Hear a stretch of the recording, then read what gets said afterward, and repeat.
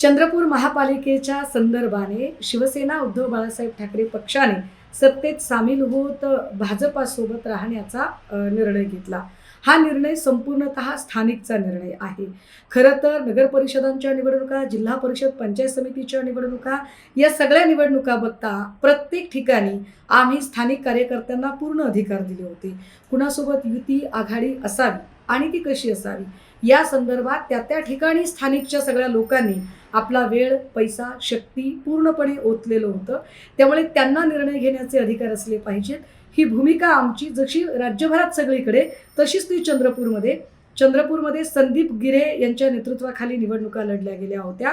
विशेष संदीप गिरे आणि स्थानिकच्या सगळ्या लोकांनी काँग्रेससोबत बोलण्याचा प्रथम प्राधान्याने प्रयत्न केला आणि काँग्रेसला म्हणजे अगदी शिवसेनेला आपण उपमहापौर पद दिलं तरी चालेल आणि आम्ही आपल्यासोबत यायला तयार आहोत अशी आपली अगदी ओपन टू हार्ट आपण त्यांना निमंत्रण दिलेलं होतं।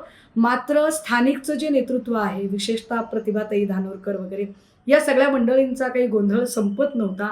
अशा वेळेला आमच्या संघटनेमध्ये स्थानिक पातळीवर विस्कळीतपणा येऊ नये यासाठी संदीप गिरेंनी ती घेतलेली भूमिका, ही भूमिका त्यांनी माझ्याशी चर्चा केलेली आहे आणि मी एकूण तिथलं स्थानिकचं जे समीकरण आहे आणि ती स्थिती आहे ती सन्मान्य पक्षप्रमुखांना सुद्धा व्यवस्थितपणे कळवलेली आहे।